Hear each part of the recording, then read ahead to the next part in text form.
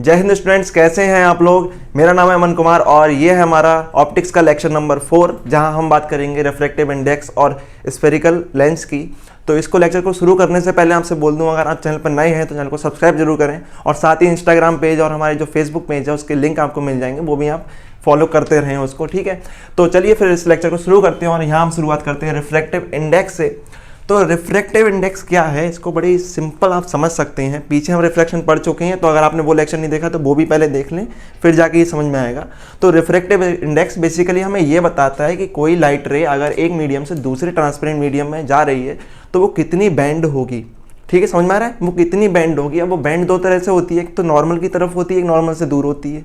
ठीक है, तो वो कितनी ज़्यादा बैंड होगी ये उसका रिफ्रैक्टिव इंडेक्स बताता है। जिसका रिफ्रैक्टिव इंडेक्स जितना ज़्यादा होता है वो उतना ही ज़्यादा उसमें लाइट बैंड होती है, लाइट रे बैंड होती है। जितना कम होता है रिफ्रैक्टिव इंडेक्स उतनी ही उसमें कम होती है। इतना आपको समझ में आ गया। तो यहाँ देखते हैं जो रिफ्रैक्टिव इंडेक्स है वो कैसे निकालते हैं।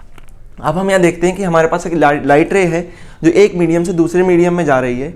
तो यहाँ पर हमारे पास पहले मीडियम में जो लाइट की वेलोसिटी होगी, ठीक है, और उसके साथ फिर जो दूसरे मीडियम में लाइट की वेलोसिटी होगी, उन दोनों का जो रेशियो होगा वो हमारा रेशियो जो होगा वो रिफ्रैक्टिव इंडेक्स कहलाएगा।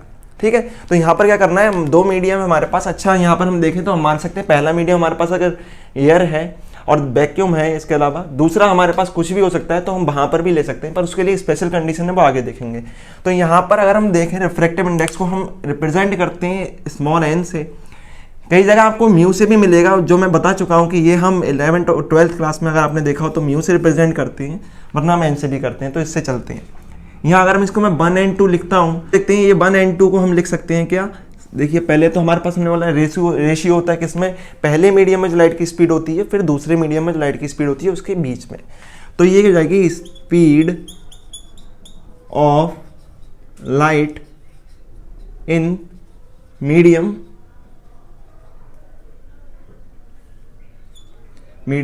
1। ठीक है, फिर हमारे पास सेम हो जाएगा speed of light in medium 2। ठीक है, तो यानी हमारे पास जो दो मीडियम हमारे दे रखे हैं, उन मीडियम में जो लाइट की स्पीड का रेशियो है वो हमारा रिफ्रैक्टिव इंडेक्स है। अच्छा, अब जो हमारे पास ये होता है, इसको अभी मैं आगे चलूंगा कि इसको किस किस तरीके से लिख सकते हैं, तो वो देखेंगे। अगर हम यहाँ पर क्या करें, हम अपना जो पहला मीडियम है उसको वैक्यूम या एयर फिक्स कर दें। समझ में आ रहा है आपको। अभी यहाँ पर ये मीडियम कुछ भी हो सकता है, ये मीडियम भी कुछ भी हो सकता है, पर हम क्या करें कि हम पहला जो मीडियम है उसको वैक्यूम फिक्स कर दें या एयर फिक्स कर दें कि जो लाइट रे है वो एयर या वैक्यूम में से ही जा रही है, और फिर दूसरा मीडियम कुछ भी हो सकता है। तब ये जो दूसरे मीडियम का इंडेक्स हो जाएगा रिफ्रैक्टिव इंडेक्स, उसको हम बोलते हैं एब्सोल्यूट रिफ्रैक्टिव इंडेक्स। तो यहाँ पर आपको डिफरेंस समझना है। इस तरह के रिफ्रैक्टिव इंडेक्स को हम रिलेटिव रिफ्रैक्टिव इंडेक्स बोलते हैं। इसको हम क्या बोल सकते हैं, रिलेटिव रिफ्रैक्टिव इंडेक्स, या आप सिंपल इसको रिफ्रैक्टिव इंडेक्स भी बोलते हैं। ठीक है, वहीं अगर आपने जो पहला मीडियम है इसको फिक्स कर दिया है कि ये एयर है, यहाँ आपके पास ये वैक्यूम है, तो यहाँ पर ये जो आपके पास, फिर हम उसको ए या वी को जो है यानी वैक्यूम है उसको हम रिप्रेजेंट करते हैं ए से, तो हम इसको AN2 लिखते हैं, या AN2 में यहाँ पर ये कोई सा भी मीडियम हो सकता है। तो इस तरह का जो रिफ्रैक्टिव इंडेक्स है उसको हम बोलेंगे एब्सोल्यूट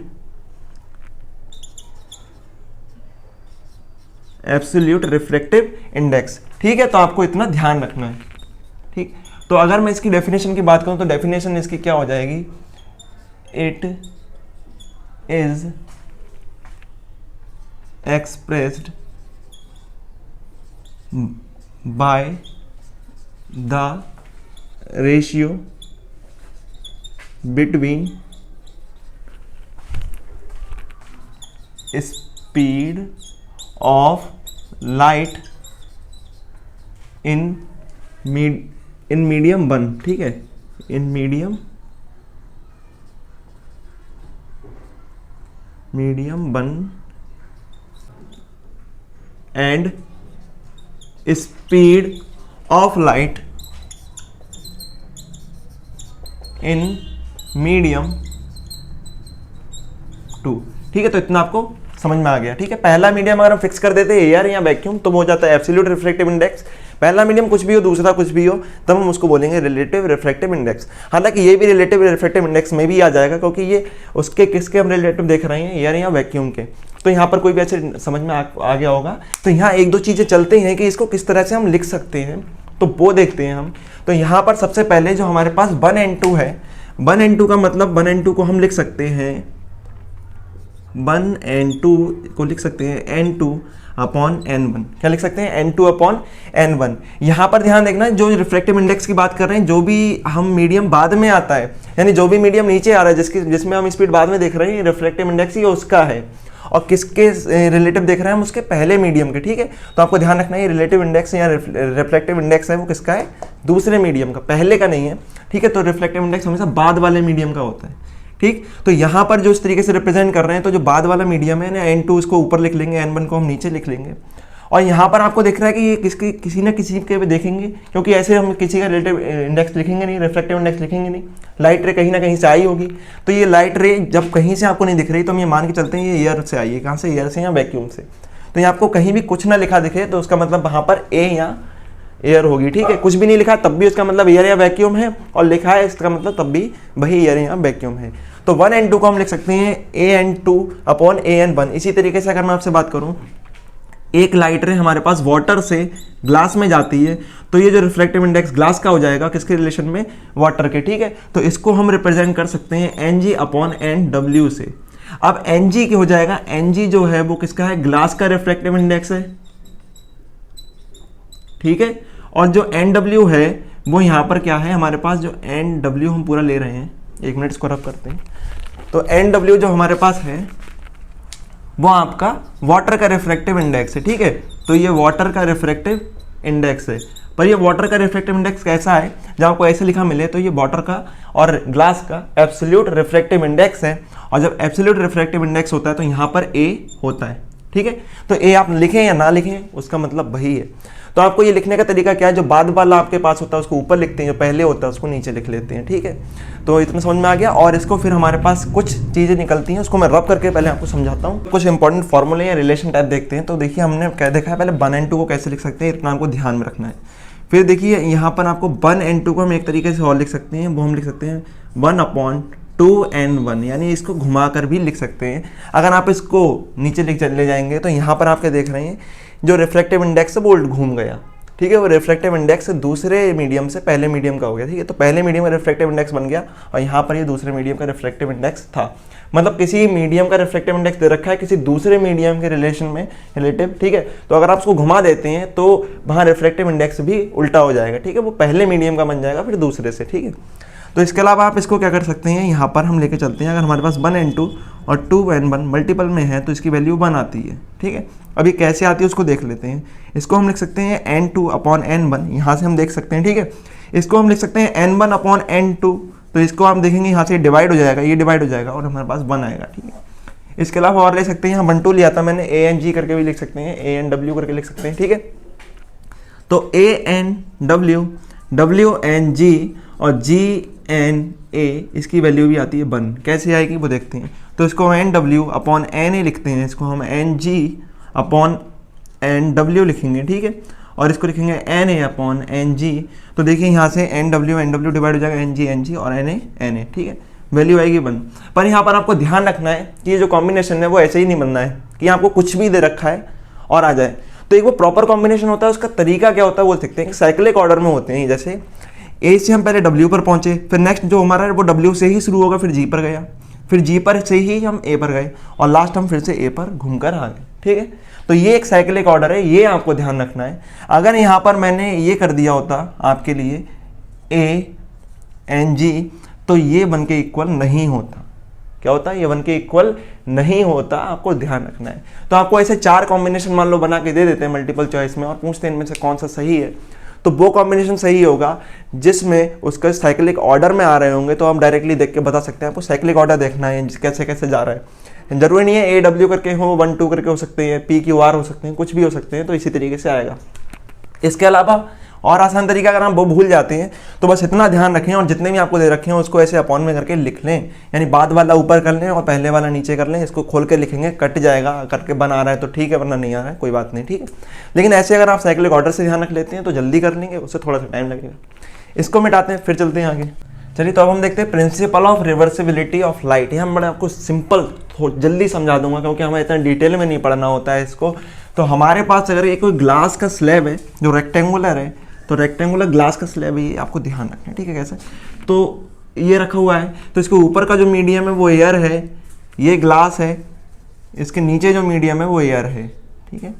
तो इस तरीके से हमारे पास मीडियम मिल गया। तो ये एयर से ग्लास में, ग्लास से एयर में। अगर एक लाइट रे आती है और ग्लास पर वो इंसिडेंट होती है, तो यहाँ पर आप क्या करेंगे, सबसे पहले इसको ट्रेस करने के लिए एक परपेंडिकुलर ड्रॉ करेंगे।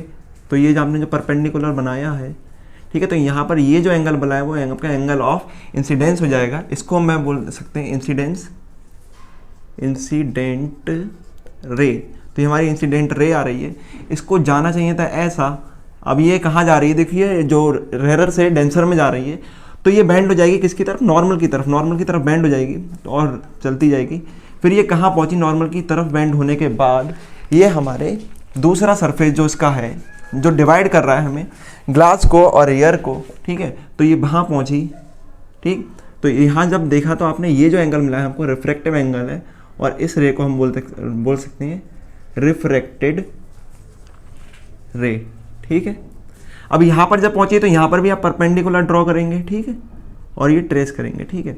तो यहाँ पर इस रे को सीधा जाना था, पर ये कहाँ जा रही है, ये जा रही है डेंसर मीडियम से रेरर मीडियम में। तो ये क्या हो जाएगी, हमारे नॉर्मल से दूर बेंड हो जाएगी या दूर चली जाएगी, ठीक है।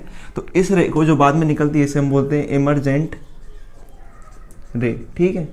यानी कहीं पर आपको एक के बाद एक दो रिफ्लेक्शन होते हैं, जहाँ पहले रेरर से डेंसर में, फिर डेंसर से रेरर में होता है, तो उसको हम जो लास्ट में जो रे मिलती है वो इमरजेंट रे बोलते हैं। आपको ये ध्यान रखना है, ठीक है। इसके अलावा क्या हुआ, देखें ये जो हमारे पास एंगल कितना होगा, ये एंगल कितना होगा, उसको देखते हैं। तो क्या करते हैं, देखिए यहाँ पर अगर मैं आपको देखूँ तो ये जो एंगल है, ये जो लाइन है, यहाँ पर ये जो परपेंडिकुलर, ये परपेंडिकुलर है, ये दोनों आपस में पैरेलल होंगे, क्योंकि ये स्लैब है रेक्टेंगुलर। तो ये दोनों कैसे होंगे, परपेंडिकुलर। अब परपेंडिकुलर होने की वजह से ये जो एंगल है और ये जो एंगल है वो कैसे हो जाएंगे, अल्टरनेट एंगल। अब अल्टरनेट एंगल है तो ये कैसे होंगे, इक्वल होंगे। तो हालांकि इस वाले सरफेस के लिए ये इंसिडेंट एंगल है, पर ये जो इंसिडेंट एंगल है वो आर के इक्वल होगा। तो आर में इसकी वैल्यू बता रहा हूँ, मैं यहाँ ये नहीं बोल रहा हूँ ये रिफ्रैक्टिव एंगल है, ये है इंसिडेंस एंगल ही, पर यहाँ पर क्या है, ये इसके इक्वल है, ठीक है। क्यों, क्योंकि ये और ये कैसे हैं, आपके पास परपेंडिकुलर जो है वो आपके पैरेलल होंगे, और पैरेलल होने की वजह से ये जो एंगल है वो कैसे हो गए हमारे पास, अल्टरनेट एंगल, इसलिए इक्वल हो गए। अब ये जो अल्टरनेट एंगल है इक्वल हो गए, तो हमारे लिए जो लास्ट में रे मिलती है, जो इमरजेंट रे होती है, वो हमारे पास जो इंसिडेंट रे होती है उसके पैरेलल होती है। इस वजह से ये एंगल हमारा कैसे हो जाता है, आई, ठीक है। तो यहाँ पर हमें क्या मिलता है, जो इंसिडेंट रे होती है, अगर हम उसको आगे की तरफ ट्रेस करें तो ये रे हमको मिलती है इस तरह से कि इमरजेंट रे और इंसिडेंट रे कैसी होती हैं, आपस में पैरेलल, ठीक है। तो अगर कोई हमारे पास लाइट ऐसी है जो एक स्लैब से निकल रही है, जहाँ पर पहले उसका रेरर से डेंसर में, फिर डेंसर से रेरर में अगर हो रहा है, या उसका उल्टा भी ले सकता है, डेंसर से रेरर में, फिर हम करेंगे रेरर से डेंसर में। तो इस तरीके से अगर उसका जो रिफ्रैक्शन हो रहा है, तब यहाँ पर जो इंसिडेंट रे होगी और इमरजेंट रे होगी वो आपस में कैसी होंगी, पैरेलल, ठीक है। तो प्रिंसिपल ऑफ रिवर्सिबिलिटी क्या होता है, वो ये है कि अगर हम क्या करें, उसका पाथ बिल्कुल चेंज कर दें।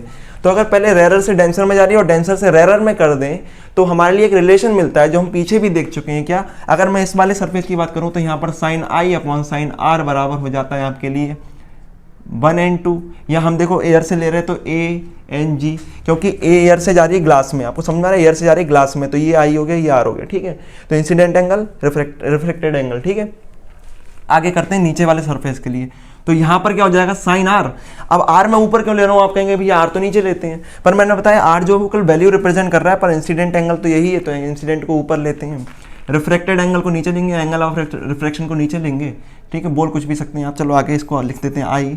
तो ये किसके बराबर होगा, ये हो जाएगा, अब लाइट ग्लास से एयर में जा रही है, तो ये जो होगा वो क्या हो जाएगा, GNA, ठीक है। तो यही है हमारा principle of reversibility of light. क्या, अगर हम लाइट के पाथ को बिल्कुल चेंज कर देते हैं, रेरर से डेंसर में जा रही है, फिर डेंसर से रेरर में कर देती है, मीडियम सेम रहते हैं पर, ठीक है, तो क्या हो जाता है, यहाँ पर जो हमें एक रिलेशन मिलेगा यहाँ से, क्या कि ANG, यानी जो दूसरा माध्यम है हमारे पास, दूसरा मीडियम है, उसका जो रिफ्रैक्टिव इंडेक्स होगा वो पहले वाले कैसा होगा, उसके कह सकते हैं इन्वर्सली इक्वल होगा, ठीक है। वो तो उसके इन्वर्स के इक्वल होगा, तो ये GNA। तो यही हमारा है क्या, principle of reversibility of light. फिर यहाँ पर एक चीज और आ जाती है जिसको हम बोलते हैं लेटरल डिस्प्लेसमेंट, ठीक है, लेटरल डिस्प्लेसमेंट। अब ये लेटरल डिस्प्लेसमेंट क्या होता है, पहले उसको देख लेते हैं। तो आपने यह देखा कि जो इंसिडेंट रे है और जो इमर्जेंट रे है वो आपस में कैसी थी, पैरेलल। तो पैरेलल है तो इनके बीच में कुछ डिस्टेंस रहा होगा, तो उस डिस्टेंस को या इसके बीच में जितना जो परपेंडिकुलर डिस्टेंस है उसको हम बोलते हैं लेटरल डिस्प्लेसमेंट। तो इसके यानी इसके बीच में जो डिस्टेंस होता है d, उसको हम बोलते हैं लेटरल डिस्प्लेसमेंट। ठीक है, तो आपको ध्यान रखना है इतना। तो अब देखते हैं लेंसेज को। तो लेंसेज हमारे पास कुछ ऐसे ट्रांसपेरेंट मीडियम है जिसका कोई एक या दोनों जो सरफेस हैं वो स्फेरिकल होंगे या उनमें से कोई एक कैसा होगा, फ्लैट। तो आपको कैसा ध्यान रखना है, दोनों सरफेस आपके स्फेरिकल होंगे या कोई एक होगा फ्लैट। और ये होगा कैसा, ट्रांसपेरेंट कभी लेंस हो पाएगा, ठीक है, क्योंकि इससे होता है रिफ्रैक्शन। तो रिफ्रैक्शन के लिए क्या होना चाहिए, वो ट्रांसपेरेंट। तो यहाँ पर इस डेफिनेशन है, lenses are that object which are bounded by one और टू ट्रांसपेरेंट स्फेरिकल सरफेसेस। ठीक है, तो ये दो टाइप के हो जाते हैं, क्योंकि जो ट्रांसपेरेंट स्फेरिकल सरफेस है वो हमारे पास उसके किस तरह से या कौन सी साइड हमने ली है इस पर डिपेंड करता है कि वो लेंस कैसा होगा। तो लेंस भी हमारे दो टाइप के होते हैं, जैसे हमने पढ़े थे मिरर, तो उसी टाइप के हमारे पास है लेंस। तो पहला हमारे पास हो जाता है कॉन्वेक्स, ठीक है, कॉन्वेक्स लेंस, या इसको हम बोलते हैं कन्वर्जेंट। ठीक है, कन्वर्जेंट। ठीक है, तो ये कैसा होता है, दूसरा हमारे पास चलते हैं जो है कॉनकेव लेंस। ठीक है, तो ये कॉनकेव लेंस जो हमारे पास है वो कैसा हो जाएगा, देखते हैं उसको। तो यहाँ पर मैं कॉनकेव लेंस को जो दूसरा नाम बता दूँ तो उसे बोलते हैं डाइवरजेंट। ठीक है, हो जाता है डाइवरजेंट। यहाँ तो लेंसेस कर लो, ठीक है, तो डाइवरजेंट। और यहाँ पर अब देखिए क्या होता है। अब कॉनकेव क्या होता है, सबसे पहले हम एक स्फेयर इमेजिन कर लेते हैं जो कैसा है, ट्रांसपेरेंट। अब इस ट्रांसपेरेंट स्फेयर को काटने के, यहाँ जोड़ने के कई सारे तरीके हो सकते हैं। आप क्या करें, या तो इसको देखो इस तरीके से काट लें, ठीक है, और यहाँ से काटने के बाद जो बीच में आपको फिगर मिला है उसको निकालें तो वो कुछ आपको ऐसा दिखाई देगा। थोड़ा सा मैं इसको रब कर देता हूँ, बहुत ही गंदा बना है। ठीक है, तो यहाँ पर इसको दोबारा से बनाते हैं तो ये कुछ इस तरह से आपको दिखेगा। ठीक है, तो आपको ये क्या देखिए, ये एक स्फीयर का ही पार्ट है और ये स्फीयर कैसा है, पूरा भरा हुआ है। ठीक है, ऐसा नहीं है कि खोखला हो या हॉलो हो, ठीक है, तो वो नहीं है। इसके अलावा इसको आप चाहें तो इधर से कट करें और इधर से कट करें और इन दोनों को आपस में मर्ज कर दें तो ये कुछ आपको इस तरीके से दिखाई देने लगेगा। ठीक है, ऐसा लगेगा कि यहाँ से इसको अटैच किया गया है। तो यहाँ हमारे पास क्या हो गया, कॉन्वेक्स लेंस हो गया, वो हमारे पास कॉनकेव लेंस हो गया। तो इसकी डेफिनेशन क्या हो जाती है, ये मिडल से कैसा होगा, थिकर होगा। ठीक है, और एजेस पे से कैसा होगा, ये थिनर। ठीक है, तो क्या होता है, ऐसा लेंस जो हमारे पास है कि मिडिल में से जो थिक है और जो एज है उसके पास कैसे थिन है, तो इस ऐसे लेंस को हम बोलते हैं कॉन्वेक्स लेंस। ठीक है, यहाँ पर कॉनकेव लेंस जो होता है बिल्कुल अपोजिट हो जाता है, ये होता है मिडिल में से थिनर। ठीक है, और यहाँ से हो जाता है ये थिकर। तो आपको इतना समझ में आ गया होगा। तो ये तो हो गया कॉन्वेक्स और कॉनकेव लेंस। तो ये कॉनकेव और कॉन्वेक्स लेंस को कहने के बाद इसको हम एक नाम और देते हैं, इसको हम बोलते हैं बाई कॉन्वेक्स और बाई कॉनकेव। अब इसको बाई क्यों बोल रहे हैं, ध्यान देना, इसको मैं बोल रहा हूँ क्या, बाई कॉन्वेक्स, और इसको हम बोल रहे हैं बाई कॉनकेव। अब बाई इसलिए बोल रहे हैं क्योंकि इसके जो दोनों साइड हैं वो कैसे हैं, कॉन्वेक्स हैं। दोनों साइड कॉन्वेक्स कैसे, इस साइड को हम देखेंगे तो ये मिडिल में से थिक है, एजेस पे से थिन है, इस साइड को देखेंगे तो मिडिल में से थिक है, एजेस से थिन है, तो ये कैसा हो गया, बाई, यानी दोनों तरफ से हो गया, तो इसको बोलेंगे बाई कॉन्वेक्स। दूसरे को हम देखते हैं, ये कैसा है, हमारे पास इधर से ऊपर से थिक है, ऊपर से इधर से थिक है एजेस पे से, और बीच में मिडिल में थिन है इधर की तरफ इस वाले सरफेस पे। दूसरे सरफेस को देखेंगे सेम, उसमें भी ऐसा ही आपको मिलेगा, तो ये हो जाता है बाई कॉनकेव लेंस। हमारे पास देखिए इस तरह से मैंने बोला कि दो सरफेस भी आपके स्फेरिकल हो सकते हैं, दो हो जाएंगे, एक भी हो जाएगा। ठीक है, तो क्या होगा, अगर इसका एक सरफेस कैसा हो जाता है आपके पास, फ्लैट हो जाता है या प्लेन हो जाता है, और दूसरा सरफेस हमारे पास कैसा हो जाता है, स्फेरिकल, या जो दूसरा सरफेस हमारे पास कॉन्वेक्स टाइप का है जो बीच में से थिक है, एजेस से थिन है, तो इस तरह को हम बोलते हैं आपके पास, इसको बोलते हैं प्लेन कॉन्वेक्स। ठीक है, इसको क्या बोलते हैं, प्लेन कॉन्वेक्स लेंस। इसके अलावा इधर चलते हैं तो इसी टाइप का हमारे लिए दूसरा मिल जाएगा। अगर इसका एक एज हमारे पास, एक साइड है सरफेस है वो कैसा है, प्लेन शीट की तरह है, और दूसरा हमारे पास कैसा है, कॉनकेव है, यानी बीच में से थिन है, एजेस पे से थिक है, तो इसको हम बोलेंगे प्लेन कॉनकेव। ठीक है, तो इतना आपको मुझे लगता है समझ में आ गया होगा। दूसरा चलते हैं यहाँ पर, इसको तीसरा हमारे पास क्या है, यहाँ मैं बना देता हूँ। ठीक है, तीसरा हमारे पास ऐसा हो सकता है, आप देखिए दोनों एजेस हमारे पास हैं, दोनों साइड हैं जो हमारे पास कैसी हो सकती हैं, स्फेरिकल हो सकती हैं। पर अब देखो यहाँ पर एक नया कॉम्बिनेशन बना देते हैं हम, एक स्फेयर की साइड इसकी लेते हैं, एक दूसरी स्फेरिकल साइड हम उसकी लेते हैं, तब कैसा दिखेगा। तो हमारे पास एक लेंस मिलेगा जिसको हम इस तरीके से रिप्रेजेंट करेंगे। ये वाली जो साइड आपको देखने में लग रही है, समझ में आ रहा होगा कैसी है? अभी नहीं समझ में आ रहा होगा तो दोबारा बनाते हैं एक और। अब इसको ध्यान से देखो तो इसकी ये जो साइड है वो कैसी है आपके पास, ये है वो कॉनकेव टाइप की। तो और ये वाली जो साइड है वो है कॉन्वेक्स, यानी देखो ये बीच में से दबी हुई है, साइड से निकली हुई, ठीक है। और ये वाली क्या है, बीच में से निकली हुई है, यानी हमारे पास थिन है, थिक है, और साइड से कैसी थिन है। तो ये हमारे पास इस साइड अब हमारा कैसे हो गया कॉनकेव, और दूसरा वाला हमारे पास कॉन्वेक्स। तो जो सेकंड साइड है यहाँ दूसरा नाम होता है उसको हम लेकर चलते हैं। तो ये हमारे पास लेंस हो जाता है, इसे बोलते हैं कॉनकेवो कॉन्वेक्स, ठीक, कॉनकेवो कॉन्वेक्स। इसी तरीके से हमारे पास इधर भी एक हो जाता है जिसको हम बोलते हैं, मैं आपको दिखाता हूँ कुछ जगह, यार रब कर देते हैं पहले, बहुत भर गया, ठीक है। तो इसको करते हैं, मिटाते हैं।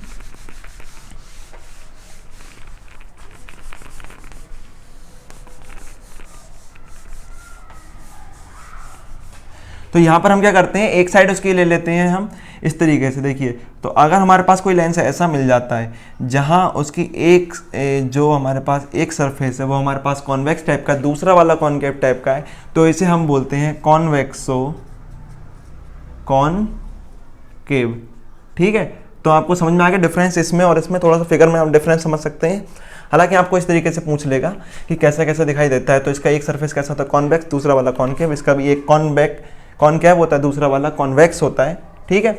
तो ये समझ में आ गया। इसको अच्छा ये ध्यान दें, इसको प्लेन की जगह प्लेनो भी बोलते हैं, जैसे इसको कॉनकेवो बोलते हैं, इसको भी प्लेनो बोल देते हैं। तो आपको घबराना नहीं है, ठीक है, वही लेंस है। तो लेंसेज से जुड़ी हुई कुछ डेफिनेशन को हम देख लेते हैं। यहाँ पर कुछ भी लिखने की जरूरत नहीं है, सिंपल सी हमारे पास डेफिनेशन है।